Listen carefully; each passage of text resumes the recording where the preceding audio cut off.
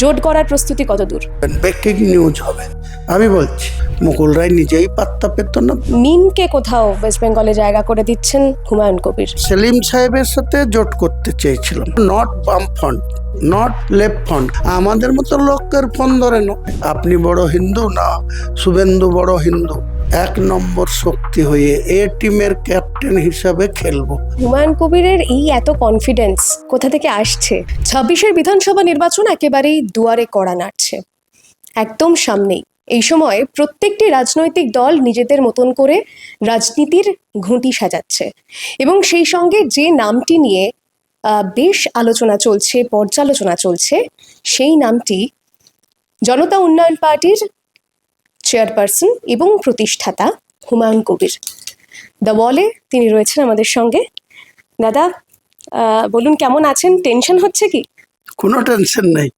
হুমায়ুন কবিরের লাইফে টেনশন বলে কি জিনিস সেটা শুরু থেকেও নেই, বিগত দিনে ছিল না, আগামী দিনে থাকবে না। আচ্ছা, আর আপনার পরিকল্পনা? সমস্ত রাজনৈতিক দল তো পরিকল্পনা করছে, ঘুঁটি সাজাচ্ছে। আপনি তো বলেছিলেন জোট করবেন, আপনি বলেছিলেন মসজিদ তৈরি করবেন, করেছেন, তার কাজ শুরু হয়েছে। দল গড়বেন বলেছিলেন, সেটাও করেছেন। জোট করার প্রস্তুতি কতদূর? দেখুন, জোট বিগত দিনে বাংলায় জোট রাজনীতি চলছে। 1977 সাল থেকে লেফট ফ্রন্ট জোট 34 বছর ক্ষমতায় ছিল। পরে 2011 সালে মমতা ব্যানার্জির নেতৃত্বে ন্যাশনাল কংগ্রেসকে সঙ্গে নিয়ে জোটবদ্ধভাবেই তাদের পরিবর্তিত সরকার গঠন করেছিল। আবার আগামী দিনে মমতা ব্যানার্জির পরিবর্তিত সরকার, জোট সরকারই আসবে, আমরাই সরকারে আসবো, এটা আপনাকে নিশ্চিত বলছি। এই যে আপনি কখনো বলছেন যে আমরা প্রথমে থাকবো, বিজেপি সেকেন্ডে, এবং তৃণমূলকে একেবারে তৃতীয়তে নামিয়ে আনবো, আবার কখনো বলছেন যে বিজেপিকে আটকানোর দায়িত্ব আমার, কিন্তু মমতা বন্দ্যোপাধ্যায় সরকার গড়ুক। এই বৈপরীত্য কেন কথা? না, মমতা ব্যানার্জি বারবার এটা প্রচার করছে যে উনি ছাড়া বিজেপিকে কেউ আটকাতে পারবে না, কাজেই যত মুসলমান আছে তারা বিজেপিকে আটকানোর জন্য ওনাকে ভোট দিতে। তার জন্য আমি বলেছি মমতা ব্যানার্জিকে যে আপনাকে বিজেপিকে আটকাতে হবে না। আমি হুমায়ুন কবির, আমার জেইউপির চেয়ারম্যান হিসাবে আমার যারা এতে থাকবে, জোটে থাকবে বা গঠবন্ধনে থাকবে, তাদের নিয়ে আমি 100 সিট দখল করে বিজেপিকে রুখে দেব। আপনি এত হিন্দুত্ব তোষণ করছেন, মন্দির করছেন, ইস্কনে নাম তুলছেন, এতে ইউনেস্কোতে ওই দুর্গা মন্দিরের অনুদান দিয়ে তার কার্নিভাল করে, তা আপনি আটকান হিন্দুদের ভোটে। আপনি বড় হিন্দু না শুভেন্দু বড় হিন্দু। এই হিন্দুদের কম্পিটিশনে 194টা সিটে হোক না, 194, আমি 100 তো দখল করব বলছি। এত কনফিডেন্স, এই এই যে 100 ভোট বলছেন, 200 বলছেন, এই কনফিডেন্স কোথা থেকে আসছে? আপনার কাছে তো অন রেকর্ড থাকছে। হুমায়ুন কবির আজ যেটা বলছে, 30শে এপ্রিল বা 2রা মে যেদিন কাউন্টিং হবে, সেদিন এই কথা আপনারা রিপিট করেও দেখাবেন, বড় বড় করে দেখাবেন, ব্রেকিং নিউজ হবে।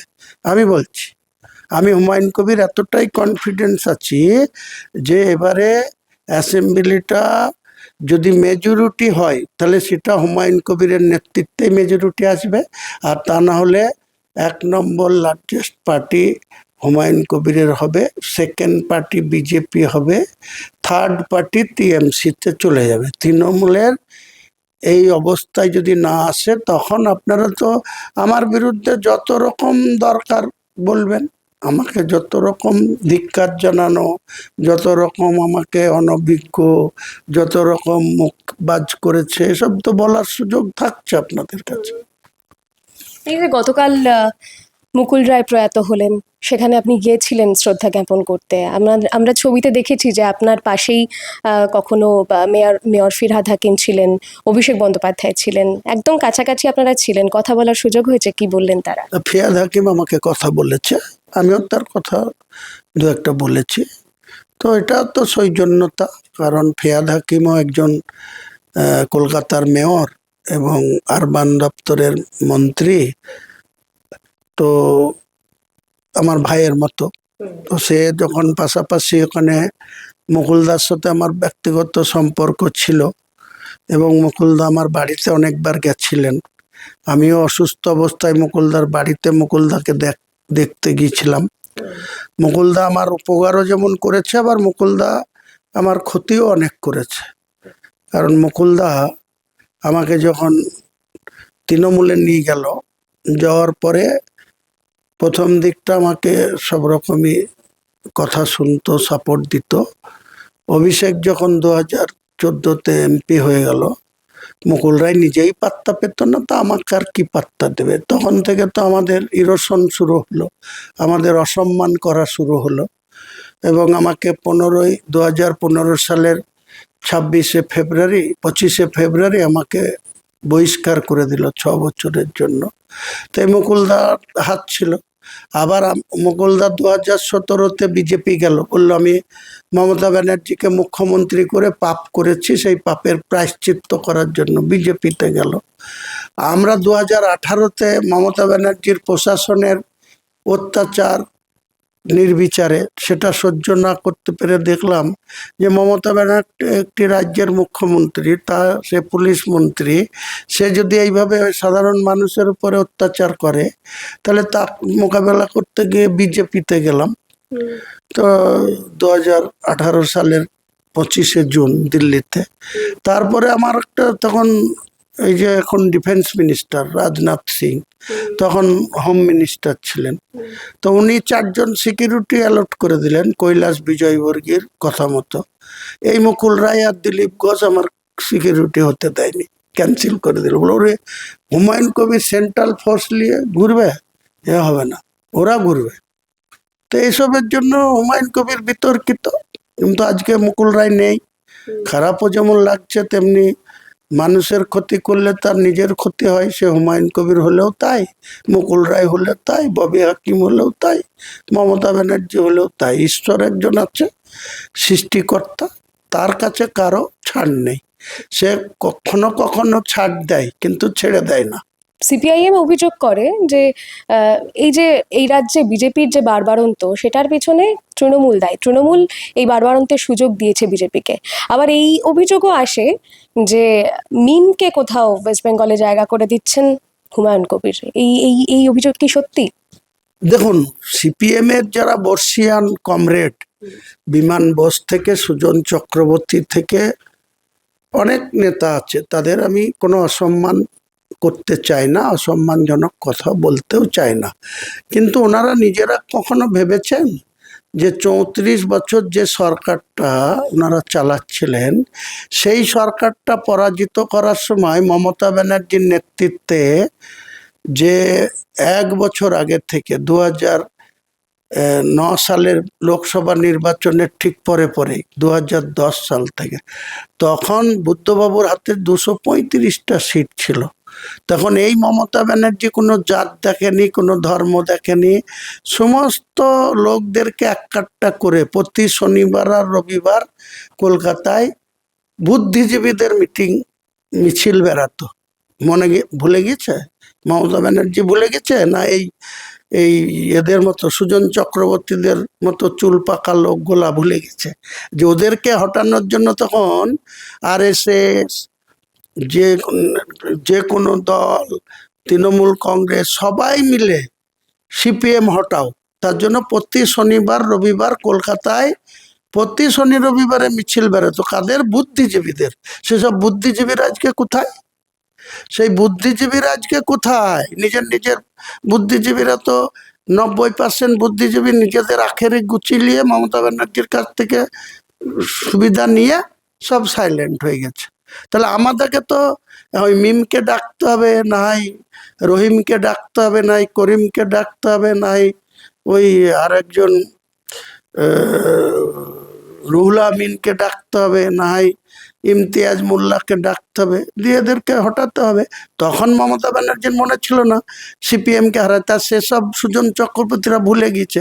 সুজন চক্রবর্তীরা যে কমিউনিটিতে বিলং করে, সেই কমিউনিটির লোকরাজ কোথায়? সব বিজেপির কাছে চলে গেছে, ভোট ব্যাংক কিছুই নাই।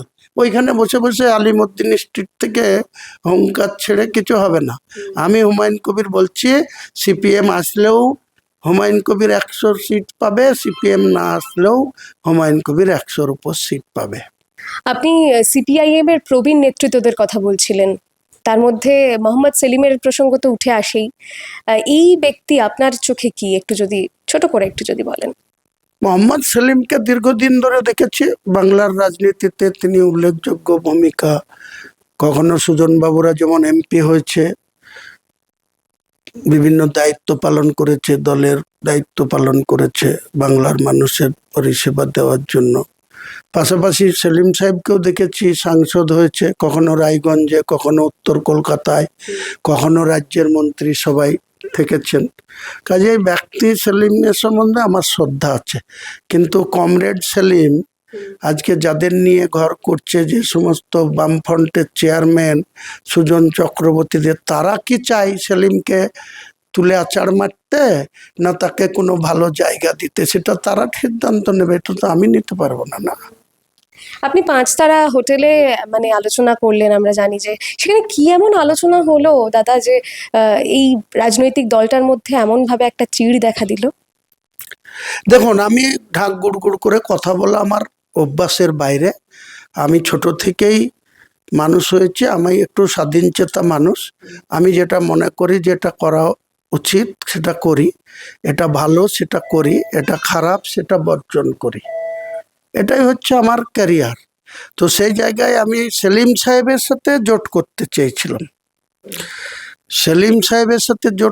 চেয়েছিলাম, সেই সেলিম সাহেব, হলো এটা সেলিম সাহেব বলতে পারবে, সেলিম সাহেবের সাথে জোট করতে হয়েছিল নট বাম ফ্রন্ট, নট লেফট ফ্রন্ট, কারণ আরএসপি, সিপিআই, ফরওয়ার্ড ব্লক, তাদের কোনো আজকের দিনে রাজনীতিতে কোনো অস্তিত্ব নেই। কাজেই তাদের সঙ্গে জোট করা মানে সেই গঙ্গার জলে গলায় কলসি বেঁধে ঝাঁপ মারা। তো আমি কেন মারতে যাব? আরএসপির কোনো অস্তিত্ব আছে গোটা বাংলায়?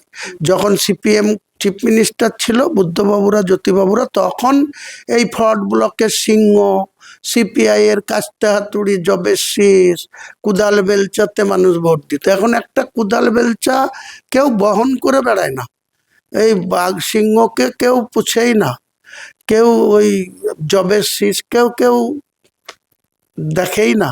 তো তাদের সঙ্গে কেন আমি জোট করতে যাব, যারা কোনো অস্তিত্বহীন হয়ে পড়েছে রাজ্যের রাজনীতিতে? তাদের সঙ্গে কেন আমি ডুবন্ত জাহাজে চাপতে যাব? কদিন আগে আপনি এও বলেছেন যে অধীর রঞ্জন চৌধুরীকে আপনি হারিয়েছিলেন, ভুল করেছিলেন। সেই কথাটা বলার পর কি কোথাও গিয়ে সম্পর্ক দানা বাঁধলো? না, ওটা আমি, আমার সম্পর্ক কোনো দানা বাঁধা বা তার সঙ্গে কোনো স্বার্থ নেব এইসব নিয়ে বলিনি। আমার দীর্ঘদিন ধরে অধীর চৌধুরীর সাথে 1982 সাল থেকে আমার সম্পর্ক ছিল, যখন অধীর চৌধুরী রাজনীতির সঙ্গে ছিল না। 1989 সালে অধীর চৌধুরী রাজীব গান্ধীর হাত ধরে রাজনীতিতে এসছে, কংগ্রেস রাজনীতিতে।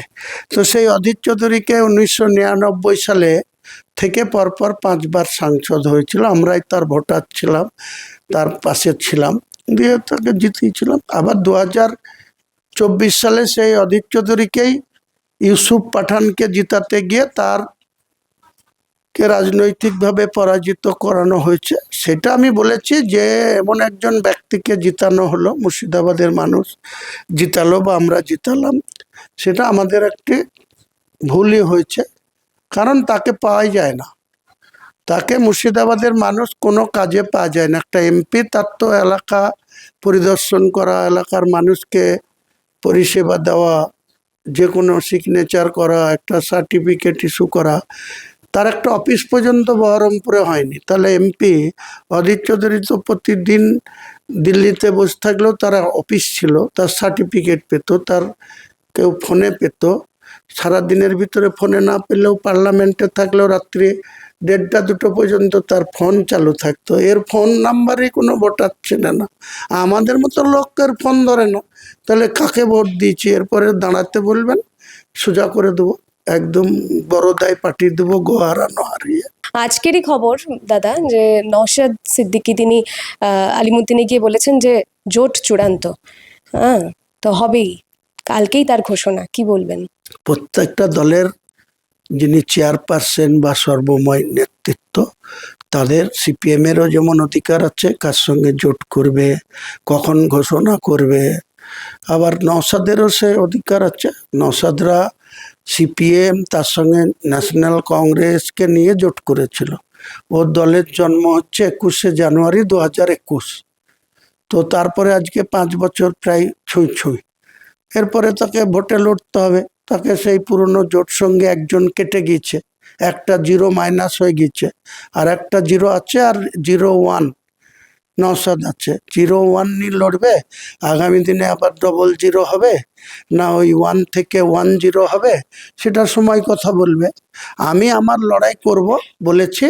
সিপিএম আইএসএফ আমার সঙ্গে থাকলেও ভালো, থাকলে লড়াই লড়ব, না থাকলেও আমি জেইউপির নেতৃত্বে 182টা আসনে প্রার্থী দেব, লড়ব। এবং আমি আপনাদেরকে ওপেন বলছি, বাংলার মানুষের প্রতি আস্থা রেখে, ভরসা রেখে, কনফিডেন্স রেখে বলছি, আমি 1 নম্বর শক্তি হয়ে এ টিমের ক্যাপ্টেন হিসাবে খেলবো আগামী নির্বাচনে। বি টিমের ক্যাপ্টেনশিপ হুমায়ুন কবির করবে না। এ টিমের ক্যাপ্টেনশিপ রাজনীতিতে 2026 সালের নির্বাচনে এ টিমের ক্যাপ্টেনশিপ করবে হুমায়ুন কবির। এই গোটা পর্বটাতে সত্যি মানে খুব গুরুত্বপূর্ণ কিছু আলোচনা হলো, কিন্তু সবশেষে এটাই মনে হচ্ছে যে হুমায়ুন কবিরের এই এত কনফিডেন্স মানে কোথা থেকে আসছে? একদম শেষ প্রশ্ন আজকের পর্বে। সেটা তো বলা যাবে না, কারণ আমার প্রত্যেকটা মানুষের কিছু ভেতরে কিছু রাখতে হয়, বা মানুষের প্রতি আস্থা যেটা, সেটা নিজে অর্জন করতে হয়। আমি মানুষের প্রতি আজকের দিনে বাংলার ভোটারদের প্রতি আমি যে আস্থা অর্জন করেছি, সেই আস্থা অর্জন থেকেই আমি আপনাকে এই কনফিডেন্স নিয়ে এটা বলছি। অনেক ধন্যবাদ দাদা আপনাকে দ্য ওয়ালের পক্ষ থেকে। আপনারা দেখতে থাকুন দ্য ওয়াল, কারণ খবর এখন এখানেই। ক্যামেরায় রণদীপের সঙ্গে সায়নী, দ্য ওয়াল, কলকাতা।